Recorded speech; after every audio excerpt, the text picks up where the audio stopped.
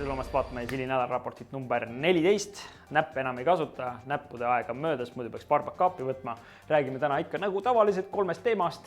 Esimesena räägib Siim ostust, koondatud ostust, mitte koondamistest, eks ole. Teisena räägib Kersti meil sellest, mida huvitavat on tehtud Interchemiis. Seal on robotid tööle pandud koos Siiliga, on väga huvitav. Ja lõpus räägime Siimuga, mitte meie Siimuga, või teise Siimuga, Timbekost. Timbeko CEO räägib meile, mida nemad COVID-i ajal on teinud. Ja nüüd kõigest tähemalt. Nii, ja esimeseks teemaks on Siim. Siim Siilist räägib teile, kuidas Siilist pommist informatsioon läheb ostu ja kuidas teha koondatud ostu. Siim räägib. Tere taas! Eelmine kord rääkisime ostutoodetest, siis seekord võiks vaadata, kuidas käituda standardprofiilide puhul. Mul on võib-olla 5, 10, 20, 100 projekti ja tahaks neile korraga osta materjali, aga ei tahaks ühe kaupa läbi käia, et siia läheb seda turu vaja, siia teise projekti läheb seda turu vaja ja siis kokku liita. Ja vaatame üle, kui lihtsasti seda tegelikult teha saab. Võtan lahti tootmisvajaduse mooduli ning siin on mul nimekiri kõikidest projektidest, millel oleks materjali osta vaja. Selekteerin siit kõik read, vajutan arvuta hõivatus ja vajadus ning kalkuleeritakse mulle välja, palju kuhugile midagi osta oleks tarvis. Ja nüüd tuli meile keskmisse aknasse tulemus, otsim siit välja artikligrupi profiil ja näiteks nurk 60x60x6 näeme siit ära, et seda läheb erinevatele projektidele vaja. Võetakse siit maha ostutellimused, laoseisud ning selle tulemusena ostutellimuseks juba soovitakse seda tulemust, mis meil reaalselt osta on vaja. Ja kui me siit vaatame, siis ilusti tuleb ka külge tarnija, kellelt me seda vaikimisi ostame ning kui vaatame genereeri ostutellimused, siis nii lihtsasti ongi meil summeeritud ostutellimus kõigile neile projektidele koostatud. Nagu eelmises nädala raportis Hanno mainis, on see, et robotiseerimine on välja pääsmatu, täiesti loogiline samm tuleb teha. Ma olen päris paljudest tootmistest käinud, nagu sa tead, aga palju seal roboteid on? Mingi 20 pluss äkki või? Ja neid tuleb kogu aeg juurde, nii et see pilt on dünaamiline. Nagu positiivne dünaamika ja positiivne liikumine. Nagu... No meie kontekstis ta ei ole ei positiivne ega negatiivne, vaid ta on ikkagi must. Ja võtsimegi selle teemaks ja läheme vaatame, mida huvitavat me oleme Interchemiis teinud ja see täpsemalt räägib Kersti. Tänane päev on nagu siis selline. Täna on neil siin arvuti. Teevad lao liikumise. See läheb laopoisile, siis tema läheb lattu. Siin on hästi kõrged riiulid. Ta võtab tõstuki, liigub sellega siia riiuli vahele, tõstab siit need kaubad siia ja siis tuleb teine päev. Võtab siit kaubad, kastid, mitu tükki ja viib liinide juurde. Tehakse lao liikumine Siilis, siis see info läheb laotöötajale.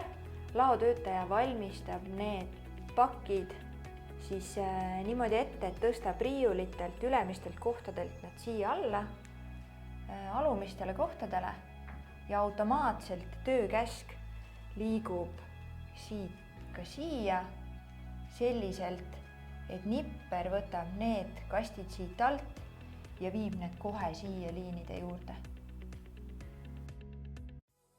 Ja lõpetuseks tuleb välk reportaaž küll Zoomi vahendusel Timbekost Siimuga ja Siim räägib meile, neil oli COVID-i peaaegu near miss, mida nad tegid, et vältida riski ja hoida tehast töös ja täpsemalt juba räägib Siim.